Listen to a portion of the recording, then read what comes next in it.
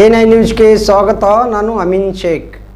ಕರ್ನಾಟಕ ರಾಜ್ಯದಲ್ಲಿ ಬೆಚ್ಚಿ ಬೀಳಿಸುವಂತಹ ದರೋಡೆ ಪ್ರಕರಣಕ್ಕೆ ಸಂಬಂಧಿಸಿದಂತೆ ಮನಗುಳಿ ಕೆನರಾ ಬ್ಯಾಂಕ್ನ ದರೋಡೆ ಪ್ರಕರಣವನ್ನ ಭಾಗ 2ರಲ್ಲಿ 12 ಜನ ಆರೋಪಿಗಳನ್ನ ಹೆಡೆಮುರಿ ಕಟ್ಟಿ ಬಂಧಿಸುತ್ತಾರೆ. ಮೊದಲನೆಯ ಭಾಗದಲ್ಲಿ ಆರೋಪಿಗಳನ್ನ ಬಂಧಿಸಿದಂತಹ ಸಂದರ್ಭದಲ್ಲಿ ಆರೋಪಿಗಳು ಶ್ರೀಲಂಕಾದಲ್ಲಿ ಕಸಿನೋ ಆಟವನ್ನ ಆಡಿ ಹಣವನ್ನ ಖರ್ಚು ಮಾಡಿರುವುದಾಗಿ ಹೇಳಿಕೆಯನ್ನ ನೀಡಿದ ಹಿನ್ನೆಲೆಯಲ್ಲಿ ವಿಜಯಪುರದ ಜನರಿಗೆ ಗಾಬರಿ ಉಂಟು ಮಾಡಿತ್ತು. ನಮ್ಮ ಒಡವೆಗಳು ನಮ್ಮ ಕೈ ಸೇರುವುದಿಲ್ಲ ಅಂತ ನಿಟ್ಟುಸಿರು ಬಿಟ್ಟಿದಂತಹ ಸಂದರ್ಭದಲ್ಲಿ ಪ್ರತಿಶತ 80% ಬಂಗಾರ ಒಡವೆಗಳು ಹಾಗೂ ಹಣವನ್ನ ಜಪ್ತಿ ಮಾಡಿ ಜಿಲ್ಲಾ ಪೊಲೀಸ್ ಇಲಾಖೆ ವಿಜಯಪುರದ 6 ಲಕ್ಷ ಜನರ ಮನಸ್ಸನ್ನ ಗೆಲ್ಲುವಂತಹ ಕಾರ್ಯವನ್ನ ಮಾಡಿರುತ್ತಾರೆ.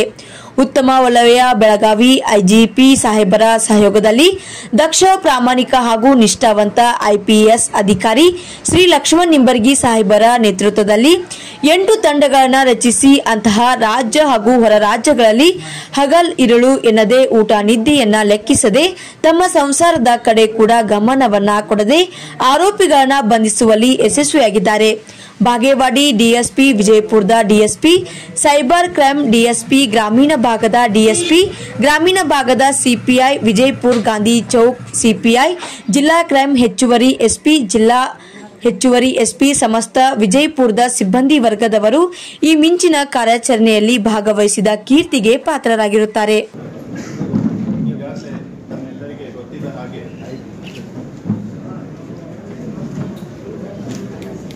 ಮೇ ತಿಂಗಳಿನಲ್ಲಿ 24 ಮೇ ರಾತ್ರಿ ಕೆನರಾ ಬ್ಯಾಂಕ್ ಮನಗುಳಿನಲ್ಲಿ ಒಂದು ದೊಡ್ಡ ಕಳ್ಳತನ ಪ್ರಕರಣ ದಾಖಲಾಗಿತ್ತು.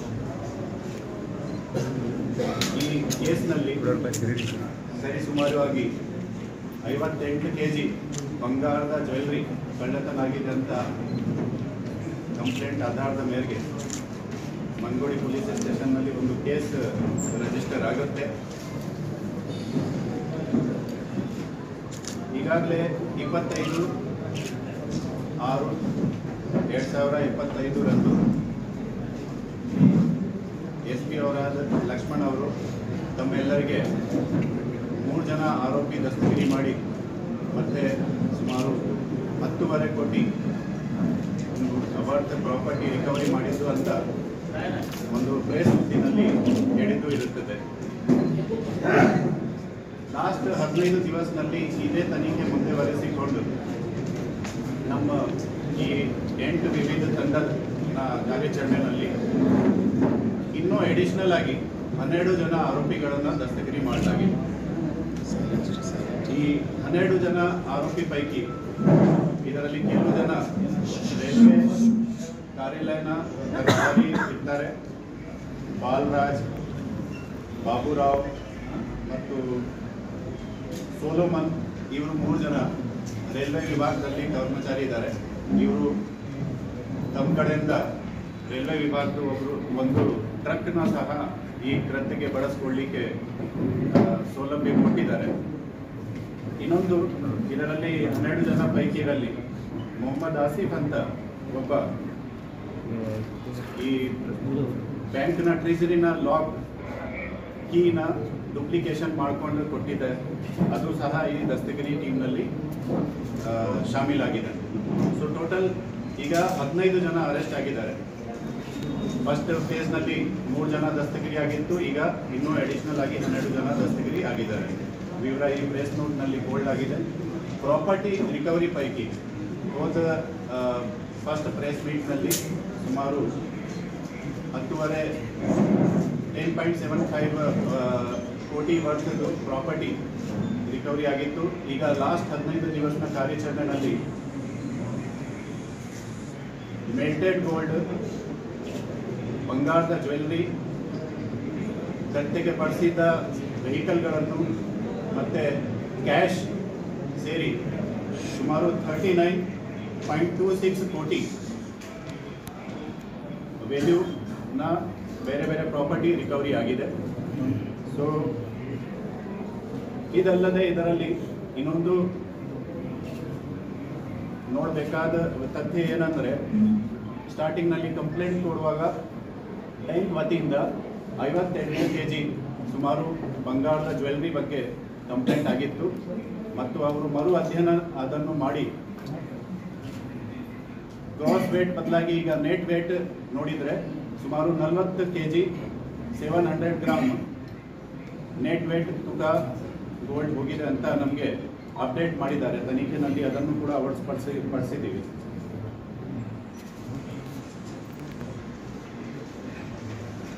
ಈ ಪ್ರಕರಣ ನಮಗೆ ಯಾಕೆ ಚಾಲೆಂಜ್ ಒಂದು ಆಗಿತ್ತು, ಯಾಕೆಂದರೆ ನಿಮಗೆ ಎಲ್ಲರದು ಗೊತ್ತಿರೋ ಮಾಹಿತಿ ಪ್ರಕಾರ ಇವರು ಫೆಬ್ರವರಿ ತಿಂಗಳಿಂದ ಕೀನ ಡೂಪ್ಲಿಕೇಶನ್ ಮಾಡಿ ಲಾಸ್ಟ್ 4 ತಿಂಗಳಿಂದ ಇವರು ಪ್ರಯತ್ನ ಮಾಡಿಕೊಂಡು ಒಂದು ಪ್ಲಾನಿಂಗ್ ಮಾಡಿ ಅಚ್ಚುಕಟ್ಟಾಗಿ ಒಂದು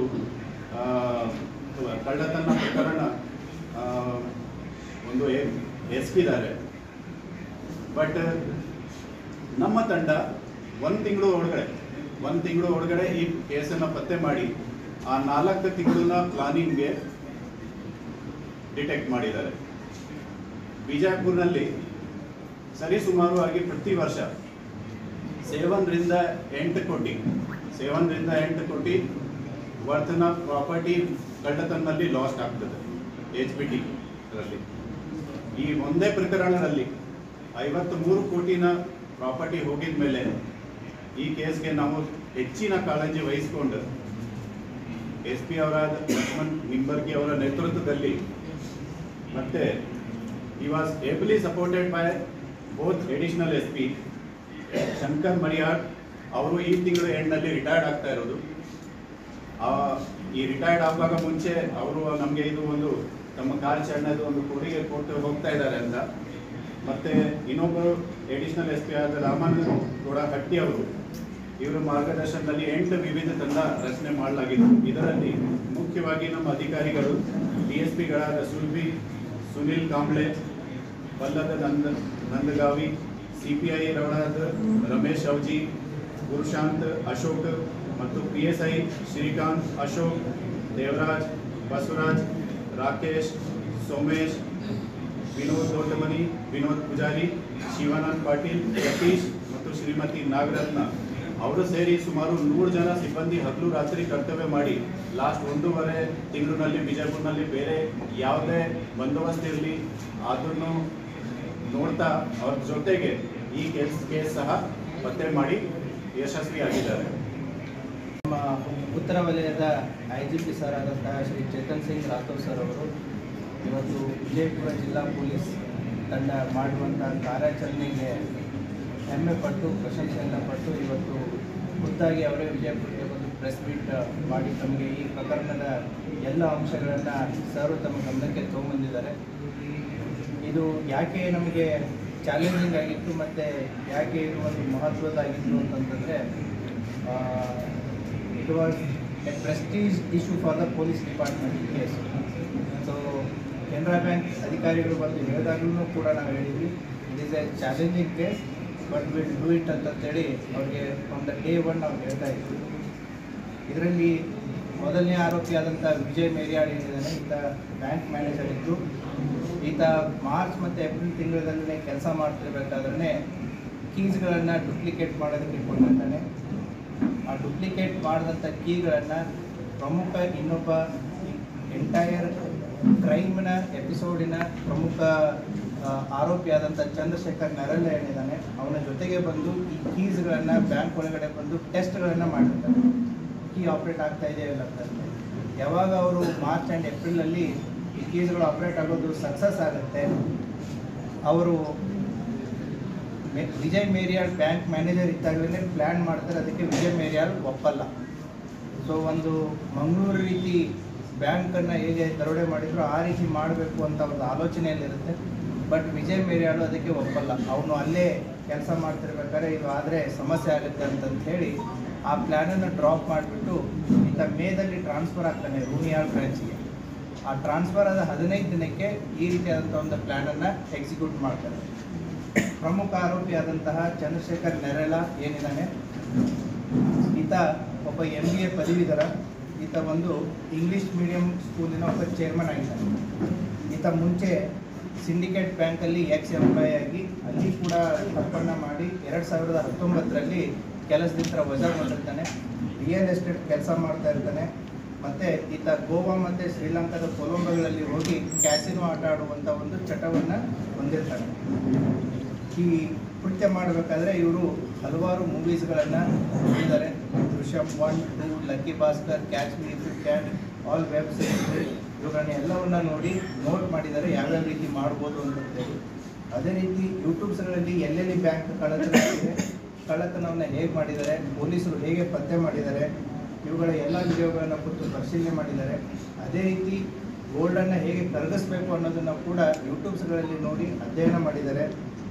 ಮತ್ತು ಇತ್ತೀಚೆಗೆ ಕರ್ನಾಟಕದಲ್ಲಿ ಆದಂತಹ ಮಂಗಳೂರು, ದಾವಣಗೆರೆ ಮತ್ತು ಬೀದರಲ್ಲಿ ಏನು ಪ್ರಕರಣಗಳಾಗಿತ್ತು ಆ ಪ್ರಕರಣಗಳನ್ನು ಕೂಲಂಕುಷವಾಗಿ ಅಧ್ಯಯನ ಮಾಡಿದ್ದಾರೆ. ಯಾವ್ಯಾವ ರೀತಿ ಟೆಕ್ನಾಲಜಿಯನ್ನು ಯೂಸ್ ಮಾಡಿದ್ದಾರೆ, ಯಾವ ರೀತಿ ಅವರು ಪೊಲೀಸರಿಗೆ ಸಿಕ್ಕಾಕೊಂಡಿದ್ದಾರೆ, ನಾವು ಯಾವ ರೀತಿ ತಪ್ಪಿಸ್ಕೋಬೇಕು ಅನ್ನೋದನ್ನು ಕೂಡ ಅವರು ಅಧ್ಯಯನ ಮಾಡಿದ್ದಾರೆ. ಕಳ್ಳತನದಲ್ಲಿ ಯಾವೆಲ್ಲ ತಂತ್ರಜ್ಞಾನವನ್ನು ಉಪಯೋಗಿಸಬೇಕು ಅನ್ನೋದನ್ನು ನೋಡಿದ್ದಾರೆ. ಇಲ್ಲಿ ವಾಕಿ ಟಾಕೀಸ್ಗಳನ್ನು ಅವರು ಯೂಸ್ ಮಾಡಿದ್ದಾರೆ ಕಮ್ಯುನಿಕೇಷನ್ಗೋಸ್ಕರ. ಅದೇ ರೀತಿ ಯಾವ ದಿನದಿಂದ ಮಾಡಬೇಕು, ಯಾವ ದಿನಾಂಕದಿಂದ ಮಾಡಬೇಕು ಅನ್ನೋದನ್ನು ಕೂಡ ಇಟ್ಸ್ ಎ ಪ್ರೀ ಪ್ಲ್ಯಾನ್.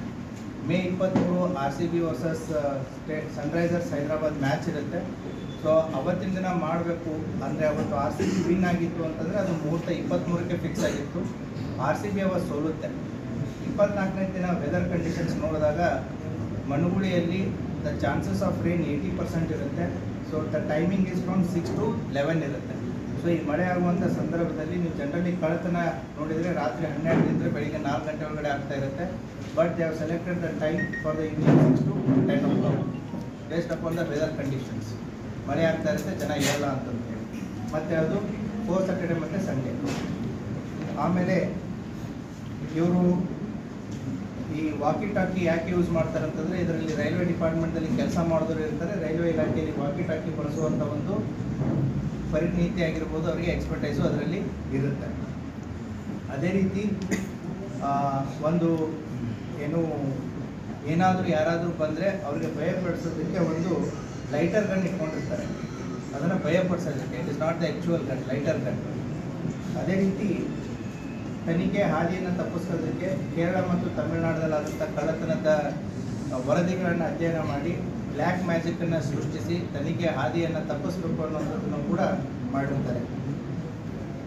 ಮತ್ತು ಈ ಕಾರ್ಯಾಚರಣೆಯಲ್ಲಿ ಅವರು ಒಂದು ಲಾರಿ ಮತ್ತು 2 ಇನೋವಾ 2 ಟೂ ವೀಲರ್ಗಳನ್ನು ಬಳಸಿರ್ತಾರೆ. ಈ ಲಾರಿಯನ್ನು ರೈಲ್ವೆ ಇಲಾಖೆಯ ಟ್ರಕ್ಕನ್ನು ಯೂಸ್ ಮಾಡಿರ್ತಾರೆ. ಆ ರೈಲ್ವೆ ಇಲಾಖೆಯಲ್ಲಿ ಆ ಟ್ರಕ್ಕು ಈ ಕಬ್ಬಿಣದ ಮೆಟೀರಿಯಲ್ಗಳನ್ನು ಡಿಸ್ಪೋಸ್ ಮಾಡೋದಕ್ಕೆ ಬಳಸುವಂಥ ಒಂದು ಟ್ರಕ್. ಆ 23-24ಕ್ಕೆ ರೈಲ್ವೆ ಇಲಾಖೆಯಲ್ಲಿ ವಿಜಯಪುರಕ್ಕೆ ಕಬ್ಬಿಣವನ್ನು ನಾವು ಡಿಸ್ಪೋಸ್ ಮಾಡ್ತಾ ಇದ್ದೀವಿ ಅಂತೇಳಿ ಆಫಿಷಿಯಲ್ ರಿಕಾರ್ಡ್ಸನ್ನು ಕೂಡ ಕ್ರಿಯೇಟ್ ಮಾಡಿರ್ತಾರೆ. ಆ ಟ್ರಕ್ಕನ್ನು ಮನುಗುಳಿ ಅಂದರೆ ಸುಮಾರು 30 ಕಿಲೋಮೀಟರ್ ದೂರದಲ್ಲಿರುವಂಥ ಒಂದು ಟೋಲಲ್ಲಿ ಇಟ್ಟು ಅದನ್ನು ಸೆಂಟರ್ ಆಫ್ ಆಪ್ರೇಷನ್ ಥರ ಅದನ್ನು ಬಳಸ್ಕೊಂಡು ಅಲ್ಲಿಂದ ಈ ಟೂ ವೀಲರ್ಸ್ಗಳನ್ನು ಆ ಟ್ರಕ್ಕಲ್ಲೇ ಸಾಗಿಸೋದು ಮತ್ತು ಕದ್ದಂಥ ಮಾಲನ್ನು ಆ ಟ್ರಕ್ಕಲ್ಲೇ ಸಾಗಿಸುವಂಥ ಒಂದು ಕಾರ್ಯವನ್ನು ಮಾಡಿರ್ತಾರೆ. ಈ ಇನೋವಾ 2 ಯೂಸ್ ಏನಾಗಿದೆ, ಒಂದು ಗೋವಾದಿಂದ ಬಂದಿರುತ್ತೆ, ಒಂದು ಹುಬ್ಳಿಯಿಂದ ಬಂದಿರುತ್ತೆ. ಸೊ ಇವ್ರನ್ನ ಲೋಕಲ್ ಟ್ರಾನ್ಸ್ಪೋರ್ಟಿಗೋಸ್ಕರ ಇನೋವಾಗಳನ್ನು ಯೂಸ್ ಮಾಡಿರ್ತಾರೆ. ಇಡೀ ಮನುಗುಳಿ ಪಟ್ಟಣವನ್ನು ರೆಕ್ಕೆ ಮಾಡೋದಕ್ಕೆ ಟೂ ವೀಲರ್ಸ್ಗಳನ್ನು ಯೂಸ್ ಮಾಡಿರ್ತಾರೆ. ಅದೇ ರೀತಿ ಇವರು ಬೆಂಗಳೂರಿಗೆ ಹೋಗಿಬಿಟ್ಟು ಯಾರ್ಯಾರಿಗೆ ಯಾವ್ಯಾವ ವೇಷಭೂಷಣಗಳು ಬೇಕು ಅನ್ನೋದನ್ನು ಕೂಡ ಮೊದಲೇ ಡಿಸೈಡ್ ಮಾಡಿ ಆ ವೇಷಭೂಷಣಗಳನ್ನು ಖರೀದಿ ಮಾಡಿ ಅವ್ರಿಗೆ ಕೊಟ್ಟಿರ್ತಾರೆ. ಮತ್ತು ಅದರಲ್ಲಿ right man for the right job ಅನ್ನೋ ರೀತಿ CCTV ಎಕ್ಸ್ಪರ್ಟ್ಸ್ಗಳನ್ನು ಇದ್ದಾರೆ, ಎಲೆಕ್ಟ್ರಿಸಿಟಿ ಎಕ್ಸ್ಪರ್ಟ್ಸ್ಗಳನ್ನು ಇದ್ದಾರೆ, PhD ಮಾಡಿದಂಥ ಕಂಪ್ಯೂಟರ್ ಸೈನ್ಸ್ ಲೆಕ್ಚರರ್ಸೂ ಇದ್ದಾರೆ. ಸೊ ಎಲೆಕ್ಟ್ರಿಸಿಟಿ ಕಟ್ ಮಾಡೋದಕ್ಕೆ ಅಲ್ಲಿ ಇದ್ದಂಥ ಹೈಮಾಸ್ಟ್ ಲೈಟನ್ನು ತಾವು ನೋಡಿರ್ಬೋದು. 23ರ ರಾತ್ರಿ ಅದನ್ನು ಹೈಮಾಸ್ಟ್ ಲೈಟ್ ಕಟ್ ಮಾಡ್ತಾರೆ. ಸೊ ದ್ಯಾಟ್ ಅಲ್ಲಿ ಕತ್ಲಾಗಲಿ ಇದನ್ನು ಎಕ್ಸಿಕ್ಯೂಟ್ ಮಾಡಬೇಕು ಅಂತಂತೇಳಿ. ಅದೇ ರೀತಿ ಎಲ್ಲೆಲ್ಲಿ ಕ್ಯಾಮ್ರಾಗಳಿದೆ ಕ್ಯಾಮ್ರಾಗಳನ್ನ ಡಿಸ್ಕನೆಕ್ಟ್ ಮಾಡೋದು, ಕ್ಯಾಮ್ರಾಗಳ ದಿಕ್ಕನ್ನು ಬದಲಾಯಿಸೋದು, ಮತ್ತು ಏನು ಈ DVRಗಳನ್ನು ಎಲ್ಲೆಲ್ಲಿ ಆಫ್ ಮಾಡಬೇಕು ಅದನ್ನು ಯಾವ ರೀತಿ ಫಾರ್ಮ್ಯಾಟ್ ಮಾಡಿ ಮತ್ತು ಯಾವ ರೀತಿ ಡಿಸ್ಪೋಸ್ ಮಾಡಬೇಕು ಅನ್ನೋದನ್ನು ಕೂಡ ಅದನ್ನು ಮಾಡಿದ್ದಾರೆ. ಸೊ ಇನ್ನೊಬ್ಬ ಆರೋಪಿ ಸುನಿಲ್ ಮೋಕ ಏನಿದ್ದಾನೆ, ಇವತ್ತು ಚಂದ್ರಶೇಖರ್ನ PA ಆಗಿದ್ದು ಚಂದ್ರಶೇಖರ್ನ ಕಾರ್ನ ಡ್ರೈವರ್ ಆಗಿರ್ತಾನೆ. ಅದೇ ರೀತಿ ಬಾಲರಾಜ್ ಏನಿದ್ದಾನೆ, ಈತ ರೈಲ್ವೆ ಇಲಾಖೆಯಲ್ಲಿ ಚೀಫ್ ಡಿಪೋ ಮೆಟೀರಿಯಲ್ ಸೂಪರಿಂಟೆಂಡೆಂಟ್ ಆಗಿದ್ದಾನೆ. ಈತ BSc ಬಯೋಟೆಕ್ನಾಲಜಿ ಮಾಡಿರ್ತಾನೆ. ಈತ ಲಾರಿಯನ್ನು ಒದಗಿಸೋದು ಮತ್ತು ಏರಿಯಾ ವಾಚು ದೆನ್ ಈ ಎಲ್ಲ ಕಾರ್ಯಗಳನ್ನು ಅವನು ಮಾಡ್ತಾ ಇರ್ತಾನೆ. ಅದೇ ರೀತಿ ಇನ್ನೊಬ್ಬ ಆರೋಪಿ ಗುಂಡು ಜೋಸೆಫ್ ಅಂತ ಏನಿದ್ದಾನೆ, ಈತ BE ಮೆಕ್ಯಾನಿಕಲ್. ಈತ ಅಡ್ಮಿನ್ ಇನ್ಚಾರ್ಜ್ ಆಗಿ ಅದೇ ಸ್ಕೂಲಲ್ಲಿ ಕೆಲಸ ಮಾಡ್ತಾ ಇರ್ತಾನೆ. ಈತ CCTV ಎಕ್ಸ್ಪರ್ಟ್. ಸೊ CCTVಗಳನ್ನು ಡೈವರ್ಟ್ ಹೇಗೆ ಮಾಡೋದು, ಮೆಮ್ರಿ ಹೇಗೆ ತೆಗೆಯೋದು, DVRನ ಹೇಗೆ ಡಿಸ್ಟ್ರಾಯ್ ಮಾಡೋದು, ಇವುಗಳಲ್ಲಿ ಆತ ಎಕ್ಸ್ಪರ್ಟ್. ಅದೇ ರೀತಿ ಚಂದನ್ ರಾಜ್ ಅಂತ ಏನು ಆರೋಪಿ ಇದ್ದಾನೆ, ಈತ ನರೇಲನ ಜೊತೆ ಆತನ ಶಾಲೆಯಲ್ಲೇ ಅಕೌಂಟೆಂಟಾಗಿ ಕೆಲಸ ಮಾಡ್ತಾ ಇರ್ತಾನೆ. ಈತ ಪಾರ್ಟ್ ಆಫ್ ದ ಪ್ಲ್ಯಾನಿಂಗ್ ಇರ್ತಾನೆ. ಈ ಏನು ಸಿಕ್ಕಿ ಬಿದ್ದಿದ್ದಾರೆ ಈ ಆರೋಪಿಗಳಲ್ಲಿ ಇಬ್ಬರ ಜನರು ಈ ಬ್ಯಾಂಕಲ್ಲಿ ಮೊದಲೇ ಲೋನ್ ತೊಗೊಂಡಿದ್ದಾರೆ. ಸೊ ಆ ಲೋನ್ ತೊಗೋಬೇಕಾದಾಗ ಬ್ಯಾಂಕಿನ ಒಳಗಡೆ ಬಂದು ಬ್ಯಾಂಕಲ್ಲಿ ಹೇಗಿದೆ ಏನಿಲ್ಲ ಅನ್ನೋದನ್ನು ಎಲ್ಲ ಪರಿಶೀಲನೆಯನ್ನು ಕೂಡ ಮಾಡಿದ್ದಾರೆ. ಈತ ಫೆಬ್ರವರಿ ತಿಂಗಳಲ್ಲಿ ವಿಜಯ್ ಮೇರಿಯಾಳ್ ಮ್ಯಾನೇಜರ್ ಇದ್ದಾಗಲೇ ಕೂಡ ಸುಮಾರು 10 ಲಕ್ಷದಷ್ಟು ಲೋನನ್ನು ಅದೇ ಬ್ಯಾಂಕಲ್ಲಿ ತೊಗೊಂಡಿರ್ತಾನೆ. ಹೋಗೋದು ಬರೋದನ್ನು ಇಟ್ಕೊಂಡಿರ್ತಾನೆ. ಬ್ಯಾಂಕಿನ ಒಳಗಡೆ ಹೇಗಿದೆ ಏನಿಲ್ಲ ಅನ್ನುವಂಥ ಮಾಹಿತಿಯನ್ನು ಈತ ಕಲೆಕ್ಟ್ ಮಾಡಿರ್ತಾನೆ. ಅದೇ ರೀತಿ ಪೀಟರ್ ಚಾಂದ್ ಅಂತ ಏನಿದ್ದಾನೆ, ಈತನೂ ಕೂಡ ಈ ಪ್ರಕರಣದ ಪ್ರಮುಖ ಆರೋಪಿ. ಈತ MSc ಮಾಡಿದ್ದು ಮತ್ತು PhDನೂ ಮಾಡಿದ್ದಾನೆ. ಈತ ಅತಿಥಿ ಗೆಸ್ಟ್ ಲೆಕ್ಚರರ್ ಅಂತ ಕೆಲಸ ಮಾಡ್ತಾನೆ. ಇವನು ವಾಕಿ ಟಾಕಿಗಳನ್ನು ಹೇಗೆ ಯೂಸ್ ಮಾಡಬೇಕು ಹೇಗಿಲ್ಲ ಅನ್ನೋದನ್ನು ಕೂಡ ಈತ ಮಾಡ್ತಾನೆ. ಮತ್ತು ವಾಚ್ ಮಾಡೋದು ಮತ್ತು ಕಮ್ಯುನಿಕೇಷನ್ಸ್ಗಳನ್ನು ಕೊಡೋದು ಇದನ್ನು ಉಸ್ತುವಾರಿಯಾಗಿರ್ತಾನೆ. ಈತ ಅತಿಥಿ ಉಪನ್ಯಾಸಕರ ಸಂಘದ ರಾಜ್ಯ ಕಾರ್ಯದರ್ಶಿನೂ ಕೂಡ ಆಗಿದ್ದಾನೆ. ಅದೇ ರೀತಿ ಬಾಬುರಾವ್ ಅಂತ ಏನು ಆರೋಪಿ ನಂಬರ್ 8 ಇದ್ದಾನೆ, ಈತ ರೈಲ್ವೆ ಇಲಾಖೆಯಲ್ಲಿ ಆ ಲಾರಿ ಡ್ರೈವರ್ ಆಗಿ ಕೆಲಸ ಮಾಡ್ತಾ ಇದ್ದಾನೆ. ಆಮೇಲೆ ಸುಸೈರಾಜ್ ಅಂತ ಏನಿದ್ದಾನೆ ಇನ್ನೊಬ್ಬ ಆರೋಪಿ ನಂಬರ್ 9 ಅವನು, ಈತ ಆ ಶಾಲೆಯ ವಾಚ್ಮನ್ ಆಗಿ ಕೆಲಸ ಮಾಡ್ತಾ ಇದ್ದಾನೆ. ಈ ಪ್ರಕರಣದಲ್ಲಿಯೂ ಕೂಡ ಆತನನ್ನು ವಾಚ್ಮನ್ ಥರ ಬ್ಯಾಂಕಿನ ಹೊರಗಡೆ ಚಲನವಲನಗಳನ್ನು ಗುಡಿಸೋದಕ್ಕೆ ಮತ್ತು ಹೋಗೋ ಬರೋಗಳನ್ನು ಕಮ್ಯುನಿಕೇಟ್ ಮಾಡೋದಕ್ಕೆ ಕೂಡ ಈತನನ್ನು ಬಳಸ್ಕೊಂಡಿದ್ದಾರೆ. ಅದೇ ರೀತಿ ವಿಜಯ್ ಮೇರಿಯಾಳ್ನ ತಮ್ಮ ಅನಿಲ್ ಮೇರಿಯಾಳ್, ವಿಜಯ್ ಮೇರಿಯಾಳ್ ಏನು ಬ್ಯಾಂಕ್ ಮ್ಯಾನೇಜರ್, ಅವ್ನ ತಮ್ಮ ಅನಿಲ್ ಮೇರಿಯಾಳು ಕೂಡ ಇದರಲ್ಲಿದ್ದಾನೆ. ಈತ ಏನು ಚಂದ್ರಶೇಖರ್ನ ಪರ್ಸ್ನಲ್ ಡ್ರೈವರ್ ಆಗಿ ಕೆಲಸ ಮಾಡ್ತಾ ಇರ್ತಾನೆ. ಇದನ್ನು ಗೋವಾಗೆ ಹೋಗೋದು, ಶ್ರೀಲಂಕಾಕ್ಕೆ ಹೋಗೋದು, ಕ್ಯಾಸಿನೋಗಳಿಗೆ ಕರ್ಕೊಂಡು ಹೋಗೋದು. ಅನಿಲ್ ಮೇರಿಯಾಳು ಕೂಡ ವಿಜಯ್ ಮೇರಿಯಾಳ್ನ ತಮ್ಮನಾಗಿ ಚಂದ್ರಶೇಖರ್ನ ಡ್ರೈವರ್ ಆಗಿ ಕೆಲಸ ಮಾಡ್ತಾ ಇರ್ತಾನೆ. ಸೋಲೋಮನ್ ಅಂತಂತೇಳಿ ಏನು ಆರೋಪಿ ಇದ್ದಾನೆ, ಈತ CCTV ಹ್ಯಾಂಡ್ಲರು. ಇವನು ಡಿಪ್ಲೊಮಾ ಇನ್ ಕಂಪ್ಯೂಟರ್ ಸೈನ್ಸ್. ಇವನು ರೈಲ್ವೆ ಇಲಾಖೆಯಲ್ಲಿ ಟೆಕ್ನಿಷಿಯನ್ ಆಗಿ ಕೆಲಸ ಮಾಡ್ತಾ ಇರ್ತಾನೆ. ಈತನು ಕೂಡ ಇದೇನು ನಮ್ಮ ಐಮಾಸ್ ಲೈಟನ್ನು ಕಟ್ ಮಾಡ್ತಾರೆ ಆ ಟೀಮಲ್ಲಿ ಕೂಡ ಆತ ಇರ್ತಾನೆ. ಅದೇ ರೀತಿ ಮೇರಿಯಾ ದಾಸ್, ಇವನು ಎಲೆಕ್ಟ್ರಿಷಿಯನ್ ಆಗಿದ್ದು CCTV ಮತ್ತು ಎಲೆಕ್ಟ್ರಿಸಿಟಿ ಕೇಬಲ್ಸ್ಗಳನ್ನು ಮತ್ತು ಇನ್ಸೈಡ್ ಸೆಕ್ಯೂರಿಟಿ ಅಲಾರಾಮಿಂಗ್ ಸಿಸ್ಟಮ್ಸ್ ಏನಿರುತ್ತೆ ಅವುಗಳನ್ನು ಕೂಡ ಹೇಗೆ ಆಪ್ರೇಟ್ ಮಾಡಬೇಕು ಅನ್ನೋದು ಕೂಡ ಈತನಿಗೆ ಗೊತ್ತಿರುತ್ತೆ. ಅಷ್ಟೇ ಅಲ್ಲದೆ ಇನ್ನೊಬ್ಬ ಆರೋಪಿ ಅಬು ಮೋಹನ್ ಅಂತ ಏನಿದ್ದಾನೆ, ಈತ ITI ಆಟೋಮೊಬೈಲ್ ಮಾಡಿದ್ದು ರಿಯಲ್ ಎಸ್ಟೇಟ್ ಮಾಡ್ತಾನೆ. ಆ ರಿಯಲ್ ಎಸ್ಟೇಟ್ಗಳಲ್ಲಿ ಅವನ ಜೊತೆಗೆ ಕಟ್ಟಡಗಳ ಸೂಪರ್ವೈಸರ್ ಆಗಿ ಕೆಲಸ ಮಾಡ್ತಾ ಇರ್ತಾನೆ. ಸೊ ಈತನು ಕೂಡ ಕ್ಯಾಸಿನೋ ಪ್ಲೇಯರ್ ಆಗಿರ್ತಾನೆ. ಮತ್ತು ಮೊಹಮ್ಮದ್ ಆಸಿಫ್ ಏನಿದ್ದಾನೆ, ಈತ ಡೂಪ್ಲಿಕೇಟ್ ಕೀ ಮಾಡಿಕೊಟ್ಟವನು. ಈತ ಹುಬ್ಬಳ್ಳಿಯಲ್ಲಿ ಒಂದೇ ಆದಂಥ ಒಂದು ಅಂಗಡಿ ಇರುತ್ತೆ. ಇನ್ನೊಬ್ಬ ಆರೋಪಿ ಇಜಾಜ್, ಈತನು ಕೂಡ ಚಂದ್ರಶೇಖರ್ ನೇರಳನ ಡ್ರೈವರ್ ಆಗಿದ್ದು ಈತನು ಕೂಡ ಈ ಪ್ರಕರಣದಲ್ಲಿ ಭಾಗಿಯಾಗಿರ್ತಾನೆ. ಸೊ ಇಷ್ಟೊಂದು ಎಲ್ಲ ಪ್ಲ್ಯಾನ್ಗಳನ್ನು ಮಾಡಿ ಈ ಪ್ರಕರಣವನ್ನು ಅವರು ಮಾಡಿರ್ತಾರೆ. ನಮ್ಮ ಪೊಲೀಸ್ ಇಲಾಖೆಯ ಹಿರಿಯ ಅಧಿಕಾರಿಗಳಾದಂತಹ ಫ್ರಮ್ ದ ಡೇ 1 ನಮ್ಮ IGP ಸರ್ ಆದಂಥ ಚೇತನ್ ಸಿಂಗ್ ರಾಥೋಡ್ ಸರ್ ಅವರು ಶಾಂತವಾದಂಥ ಒಂದು ವಾತಾವರಣವನ್ನು ನಮಗೆ ಕಲ್ಪಿಸಿಕೊಟ್ಟು ಸೂಕ್ತವಾದಂಥ ಸಮಯ ಸಂದರ್ಭಗಳಲ್ಲಿ ಇನ್ವೆಸ್ಟಿಗೇಷನ್ ಟೀಮ್ಗೆ ಗೈಡ್ ಮಾಡಿ, so with lot of patience, ಯಾವುದೇ ರೀತಿಯಾದಂಥ ಪ್ರೆಷರು ನಮ್ಮ ಇನ್ವೆಸ್ಟಿಗೇಷನ್ ತಂಡದ ಮೇಲೆ ಬರದ ಹಾಗೆ, ಅದೇ ರೀತಿ ನಮ್ಮ ಪೊಲೀಸ್ ಇಲಾಖೆ ಹಿರಿಯ ಅಧಿಕಾರಿಗಳಾದ ADG LLO ಹಿತೇಂದ್ರ ಸರ್ ಅವರಾಗಲಿ ಮತ್ತು DGP ಸರ್ ಆದ ಸಲೀಂ ಸರ್ ಅವರಾಗಲಿ ತನಿಖಾ ತಂಡಕ್ಕೆ ಯಾವ್ಯಾವ ರೀತಿ ಸಹಾಯ ಸಹಕಾರ ಮತ್ತು ಪ್ರೋತ್ಸಾಹ ಬೇಕು ಎಲ್ಲ ರೀತಿಯಂಥ ಸಹಾಯ ಸಹಕಾರವನ್ನು ಕೊಟ್ಟಿರೋದ್ರಿಂದ ಇವತ್ತು ನಮ್ಮ ವಿಜಯಪುರ ಜಿಲ್ಲೆಯ ಪೊಲೀಸ್ ತಂಡ ಇದನ್ನು ಪತ್ತೆ ಹಚ್ಚೋದರಲ್ಲಿ ಯಶಸ್ವಿಯಾಗಿದೆ. ಇದರಲ್ಲಿ ಸುಮಾರು 100ಕ್ಕಿಂತ ಹೆಚ್ಚು ಸಿಬ್ಬಂದಿ ಇನ್ವಾಲ್ವ್ ಆಗಿ ಕೆಲಸ ಮಾಡಿದ್ದಾರೆ. So along with our IGP sir ನಮ್ಮ ತನಿಖಾ ತಂಡದ ಎಲ್ಲ ಅಧಿಕಾರಿ ಮತ್ತು ಸಿಬ್ಬಂದಿ ವರ್ಗದವರಿಗೆ ಹೃತ್ಪೂರ್ವಕವಾಗಿ ಅಭಿನಂದನೆಗಳನ್ನು ಸಲ್ಲಿಸುತ್ತೇನೆ. Thank you.